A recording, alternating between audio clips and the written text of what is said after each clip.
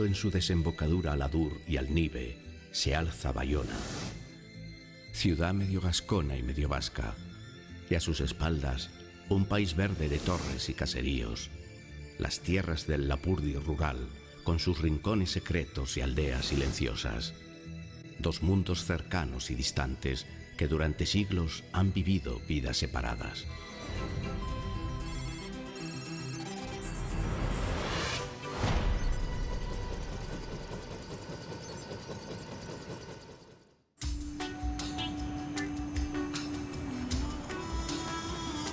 Sobrevolamos la costa labortana, las playas de Anglet, una lengua de arena lisa que pone fin a los acantilados rocosos del Cantábrico y se prolonga infinita hacia el norte, perdiéndose entre la bruma.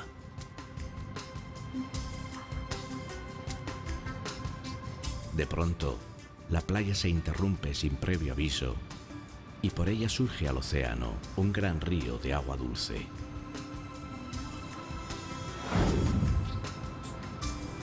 Es la boca artificial del Adur, flanqueado por el denso pinar de Chiberta,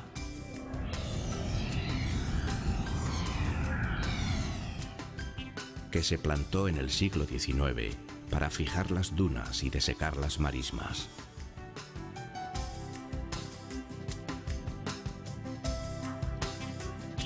Este es un cauce abierto por el hombre para dar a la ciudad de Bayona una salida al mar.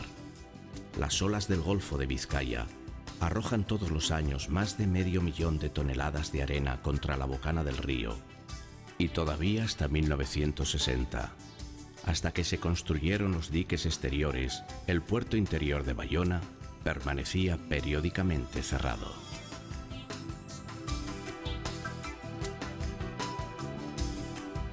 Han sido necesarios 5 siglos de lucha contra las dunas antes de que Bayona pudiera disponer de estos muelles.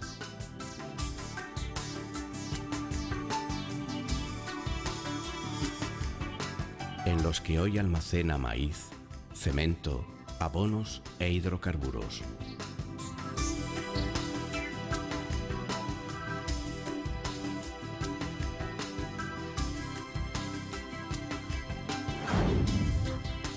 Cinco siglos para cambiar el rumbo a un río tortuoso, que hubo un tiempo en que desembocaba a 40 kilómetros al norte de la ciudad, y en el que aprendieron a remar arrastrando barcos entre meandros pantanosos los mercaderes y corsarios que hicieron famosa a Bayona.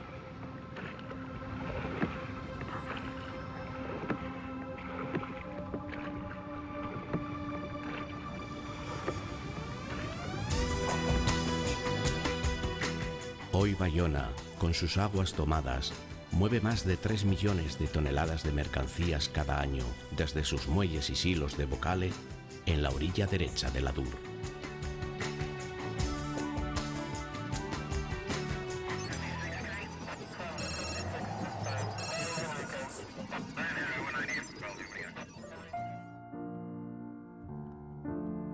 Al Adur, el río inhóspito y de marismas inundadas, procedente de tierras lejanas.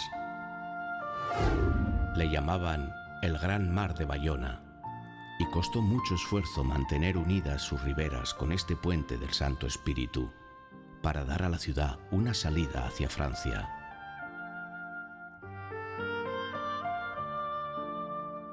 Bayona nació en el siglo IV con el nombre de Lapurdum, en la cima de una colina en la que se construyó un cuartel para 500 legionarios romanos, en un tiempo en el que los caminos del Pirineo se habían vuelto demasiado peligrosos. No nació sobre el Adur, sino sobre el Nive, este otro río, navarro de nacimiento, cuya boca cerraban los mercaderes medievales con 2 grandes cadenas para impedir la entrada de las flotas enemigas hasta el puerto interior.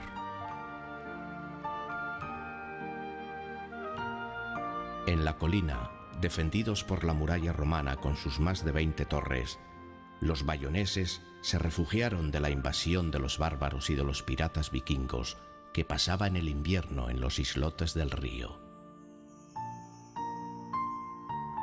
Sobre la colina levantaron su catedral gótica en el siglo XIII, cuando Bayona empezaba a vivir su edad de oro, en manos de la corona inglesa, a la que sirvió fielmente durante 300 años.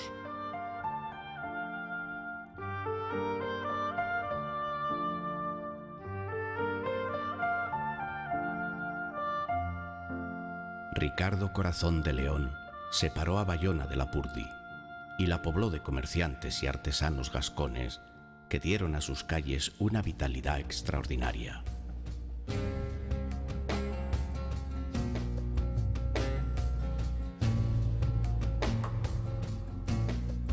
Segura tras sus murallas, la gran Bayona creció hasta el borde del Nive, llenando los antiguos puertos romanos de casas y bodegas enterradas, repletas de tesoros y mercancías.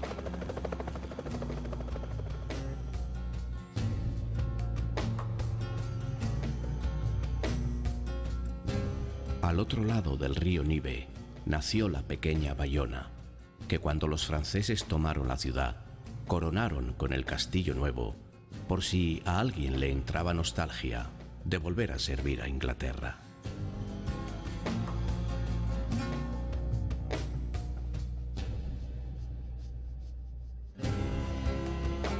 Desde el siglo XVI, Bayona se sintió como el primer baluarte de Francia ante cualquier intento de invasión española y se preparó a conciencia para defenderse. El famoso Vauban y otros ingenieros militares crearon un formidable cinturón de fosos y murallas presididos por esta ciudadela que hicieron a la ciudad inexpugnable, pero que la han mantenido encerrada hasta el siglo XX.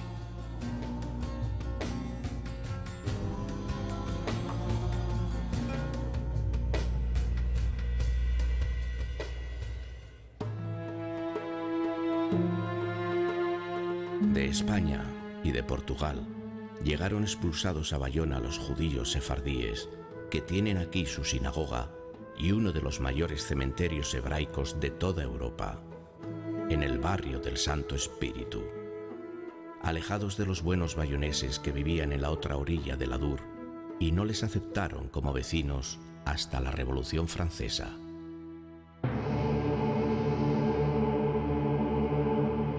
Esta orilla derecha del Adour sigue siendo aún hoy la de los barrios especiales, como la muralla blanca de hormigón de los Altos de Santa Cruz, la mayor concentración de viviendas de bloque de Iparralde, fruto de la pesadilla funcionalista de los años 60 que hoy oculta el horizonte de Bayona hacia el norte. Más allá de este cinturón blanco, la ciudad se disuelve.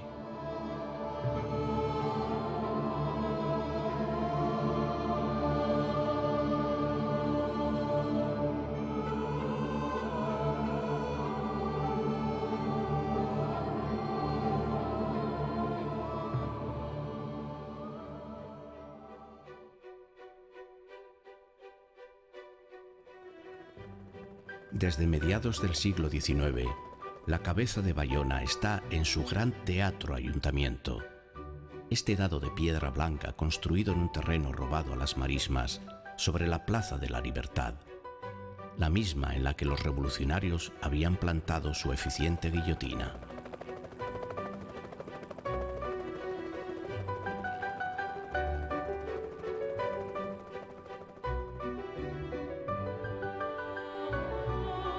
Bayona, famosa en el mundo entero por la invención de un cuchillo de asalto, acoplable a la boca de los mosquetes, la famosa y sangrienta bayoneta, era hasta el siglo XX una ciudad tomada por el ejército. Y estos eran los campos de maniobras de las tropas acantonadas en la plaza.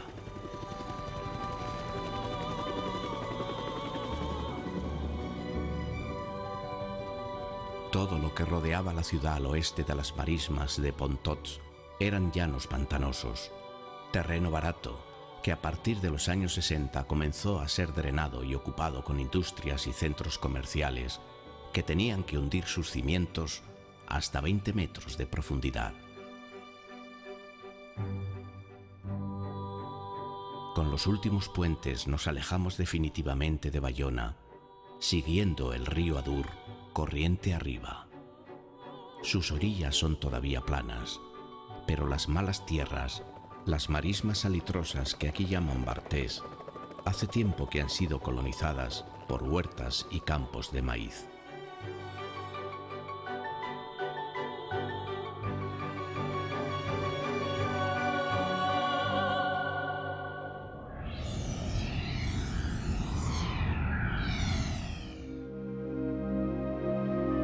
Así llegamos a Leunche, un mirador natural sobre la llanura del río, desde la torre de la vieja abadía fundada hace más de 800 años, donde se escuchan los gritos de sus sacerdotes masacrados por los hugonotes durante las guerras de religión. Mientras, al pie de la colina, la reina de Francia atracaba sus barcas para celebrar aquí sus fiestas campestres.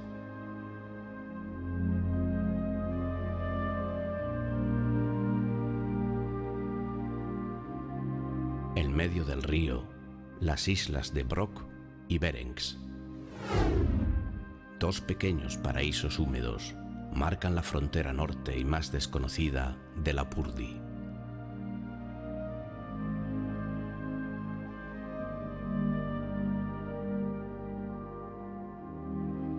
Al llegar al pie de Aurti, el río cambia de rumbo y gira hacia el nordeste. Este resultó ser el lugar más adecuado que encontraron los navarros para instalar un gran puerto fluvial en el siglo XIII, cuando se les cerraron las salidas hacia Guipúzcoa. Aquí, en la confluencia de los ríos Adur y Arán.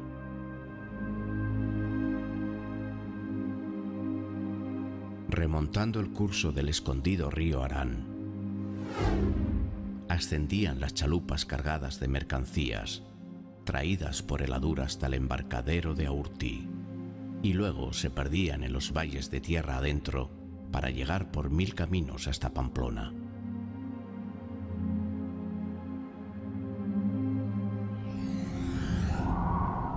Poco antes de llegar a la frontera con la Baja Navarra, descubrimos en un alto las abadías gemelas de Belloc, de monjes y monjas benedictinos, que al ser expulsados de Francia dieron vida a los monasterios de Lazcano en Guipúzcoa y al de Estíbaliz en Álava. Bajo estos robles reposan los que pudieron volver y los que escaparon a los campos de concentración nazis.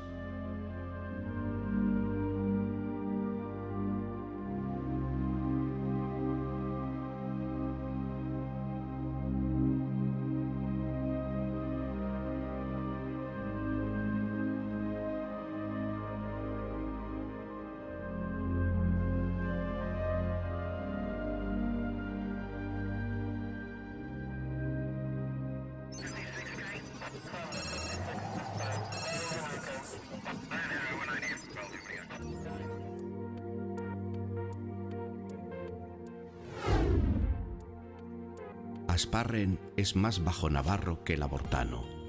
Es un pueblo-calle montado sobre una antigua vía romana. Es pueblo de zapateros y curtidores que llegó a tener más de 3000 obreros produciendo calzado en su época de esplendor.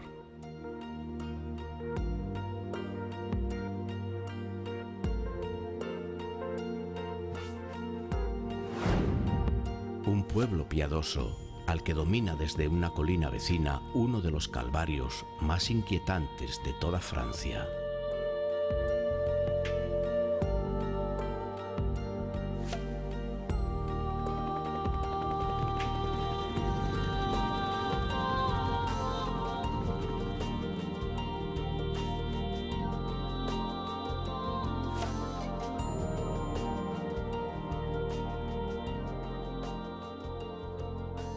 Volvemos a encontrar al río Nive, que habíamos dejado entre las calles de Bayona un poco más al oeste. Ahora está en su propio ambiente, entre los dulces bosques y praderas que llevan hasta Cambó.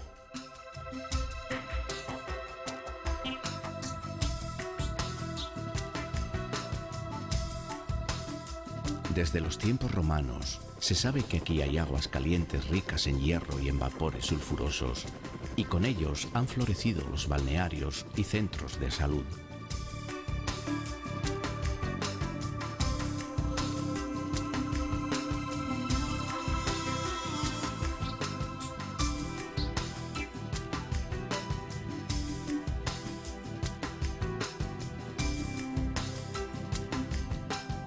Buscando la salud, vino hace un siglo el escritor Edmond Rostand, el padre del narigudo espadachín Cyrano de Bergerac, y tanto se enamoró de Cambó que decidió construirse aquí su mansión de Arnaga, este extraordinario palacio con cara de caserío vasco y jardines imperiales. Un paraíso de lujos sensuales.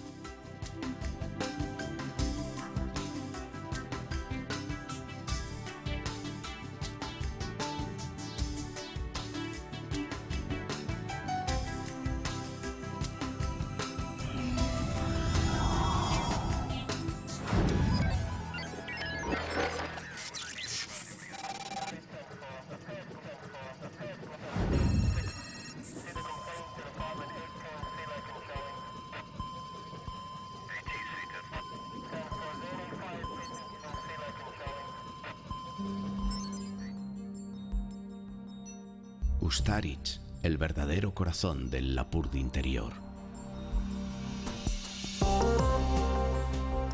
Dominada desde un alto por el seminario de San Francisco Javier, construido con el dinero de los emigrantes vascos asentados en América.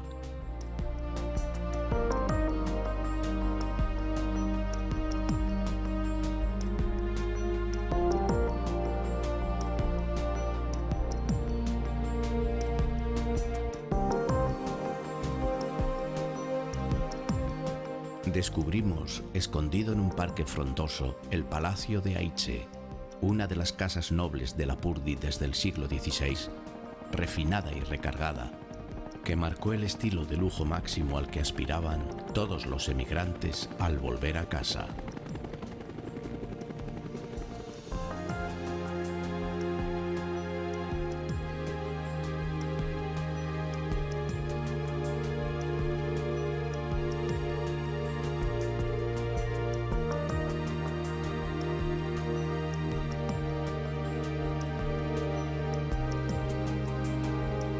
Asentada en la vega más jugosa del río, en el centro del país, Ustaritz fue la capital tradicional y la bandera de los labortanos, a pesar de que la administración del rey estuviera en Bayona.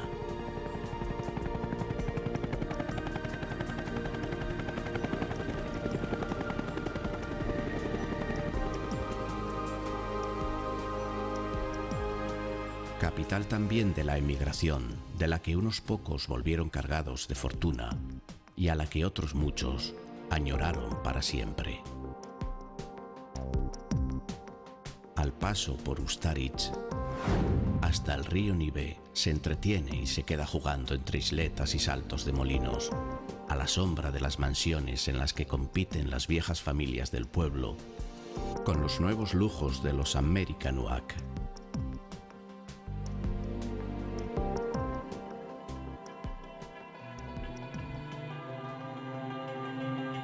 Volamos sobre las colinas ondulantes de Sempere para acercarnos a las ruinas de una torre maldita, la vieja casa de los señores feudales, a la que llaman la Torre de las Brujas. Hace 400 años aquí se practicaron los interrogatorios y torturas de decenas de vecinos, incluyendo a muchos niños que fueron ejecutados acusados de brujería.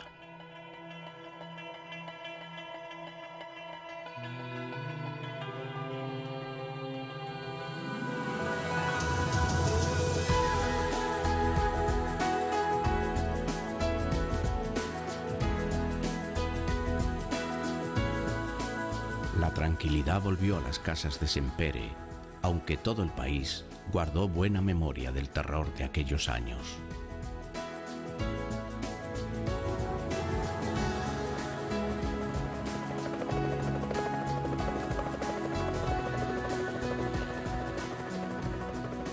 Calma y paz es la que se respira hoy en las orillas tranquilas del lago de Sempere, un embalse de aguas habitualmente agitadas por los amantes de los deportes acuáticos.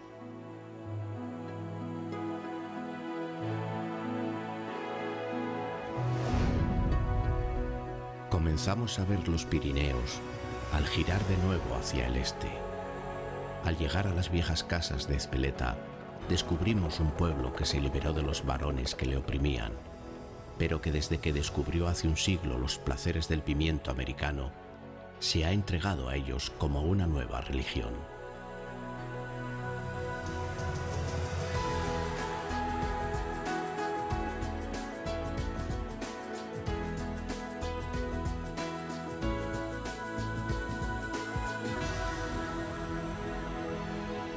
Buscamos de nuevo el cauce del Nive y el paisaje comienza a cerrarse.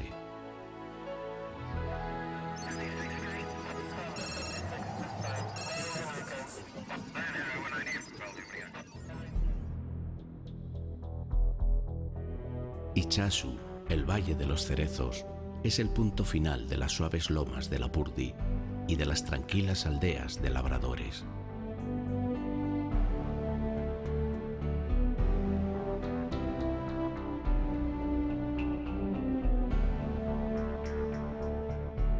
Hacia el norte queda un paisaje de horizontes abiertos, pero hacia el sur el río se encañona y sus aguas se vuelven blancas.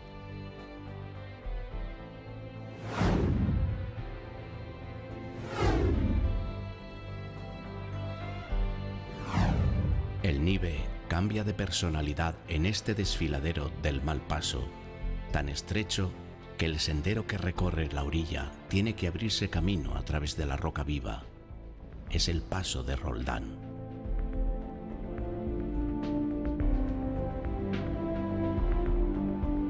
Entre los rápidos y giros del río,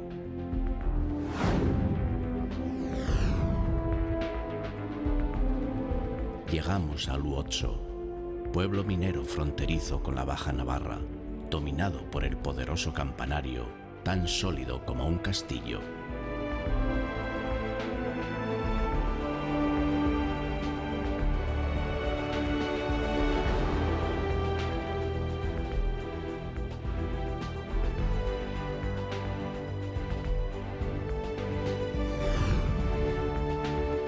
Llegando a Macalle y a su pequeña iglesia de San Sebastián, nos giramos para contemplar que aquí ya no hay maíz ni campos de cereal, solo prados verdes para alimentar a los rebaños de una comunidad de pastores que se siente parte del Pirineo.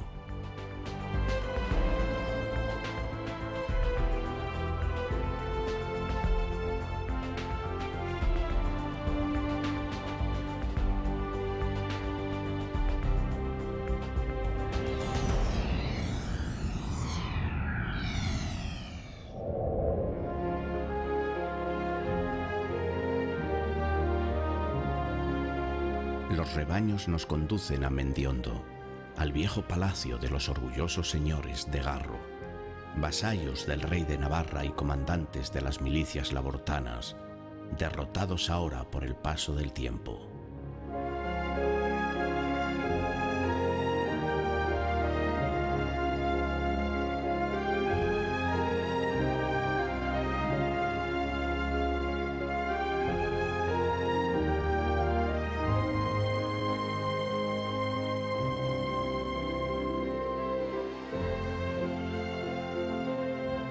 Mendiondo es el fin del viaje.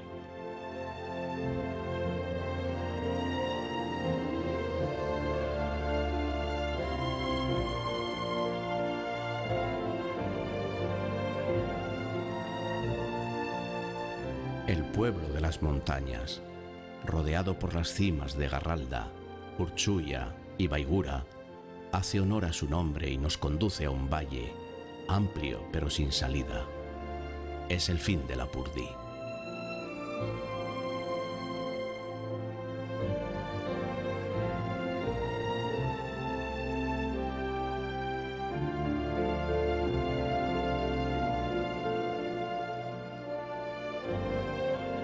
Solo trepando por el hombro de Baigura alcanzamos a ver más allá la muralla negra de Iparla y las cumbres del Pirineo.